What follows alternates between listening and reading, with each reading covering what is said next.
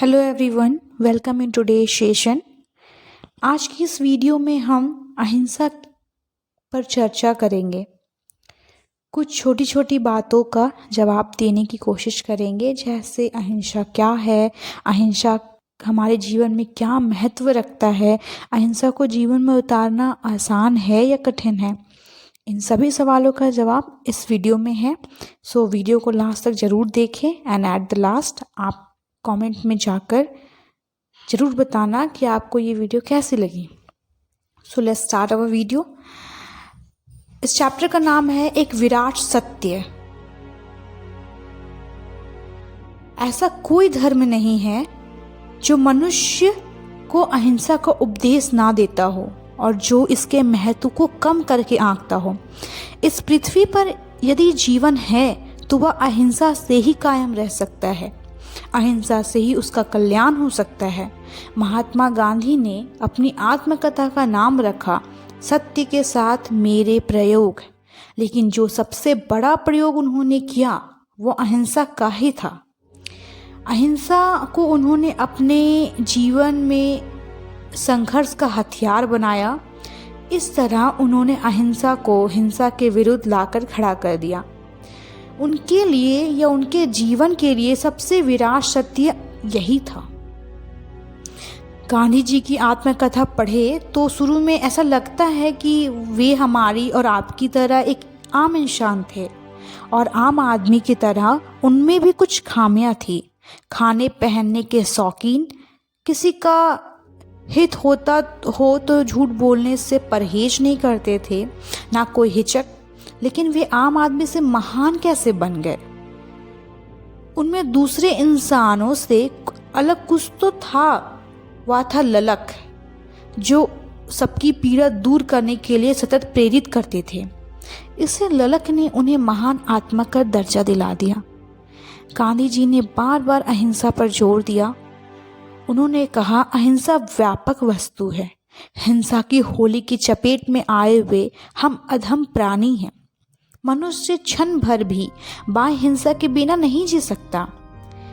खाते पीते उठते बैठते सभी कार्यों में इच्छा या अनिच्छा से थोड़ी बहुत हिंसा वह करता ही रहता है। इसके विपरीत यदि वह हिंसा से बचने का निरंतर प्रयास करता हो, उसकी भावना में केवल अनुकंपा हो, वह छोटे से छोटे प्राणी का भी नुकसान ना चाहे और यथाशक्ति उसे बचाने की कोशिश करे, तो वह अहिंसा का पुजारी माना जाएगा। ऐसा होने पर उसमें निरंतर संयम की वृद्धि होगी और उसमें करुणा बढ़ती जाएगी। हालांकि इतना होने पर भी कोई देहधारी बाह्य हिंसा से सर्वथा मुक्त नहीं हो सकता। गांधी जी ने अहिंसा को अपनाना चाहा तो पाया कि इस राह में बहुत सी मुश्किलें हैं। इसके अनेक साक्ष्य मिल जाएंगे कि जब कभी मठों ने हमें अहिंसा का पाठ पढ़ाना चाहा तो ऐसा प्रतीत हुआ कि संतों के जीवन और हम आम इंसानों के जीवन में जमीन आसमान का अंतर है। संत दुनिया भर से बेपरवाह ईश्वर के साथ तदामय बनाते हुए एक अनोखी मस्ती में आनंद में लीन रहते हैं, लेकिन गांधी जी इसके अपवाद कहे जाएंगे। उन्होंने एक आम आदमी की जिंदगी जीते हुए अहिंसा को अपने जीवन में उतारा और इस तरह उतारा कि उनकी गिनती संतों में होने लगी।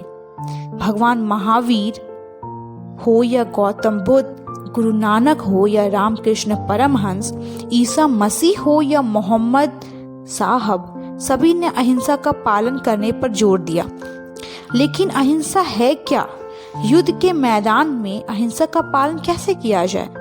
महात्मा गांधी ने इसका उत्तर देते हुए कहा कि अहिंसा को मानने वाले व्यक्ति का धर्म उस युद्ध को रोकना है जो शोषित का अहित करता हो, जिसमें विरोध करने की शक्ति ना हो, जिसे विरोध करने का अधिकार प्राप्त ना हो, वह भी इस युद्ध में शामिल हो जाए। इसमें शामिल होते हुए भी उसे ध्यान रखना होगा कि वह अपने आप को ही नहीं बल्कि अपने देश को और इसी प्रकार संपूर्ण जगत को उबारने की प्राणपण से कोशिश करता रहे। गीता को अपनी प्रेरणा मानने वाले महात्मा गांधी ने अहिंसा का सही अर्थ भी वहीं से जाना था। युद्ध के दौरान में अर्जुन के स्वजनों से युद्ध के लिए प्रेरित करते समय भी भगवान श्री कृष्ण ने यदि किसी बात पर बार बार बल दिया तो केवल अहिंसा पर। अर्जुन को देवी संपदा के लक्षण बताते हुए श्री कृष्ण ने कहा, इसमें अहिंसा यानी मन, वाणी तथा शरीर से किसी को कष्ट ना देना, प्रिय बोलना, अपना हित करने वालों पर भी क्रोधित ना होना, अभिमान का त्याग करना, किसी की निंदा ना करना, भोग भोगने पर भी उसमें आसक्त ना होना तथा व्यर्थ चेष्टाओं का अभाव आदि प्रमुख है। गांधी जी ने मन, वाणी और शरीर पर संयम रखना चाहा। कोशिश करने पर भी अनेक बार विफलता का सामना किया। उन्होंने स्वयं पर किए प्रयोग के आधार पर कहा कि मन को वश में करना वायु को वश में करने से भी कठिन है। कठिनाइयों के बावजूद वे हर बार कोशिश करते रहे।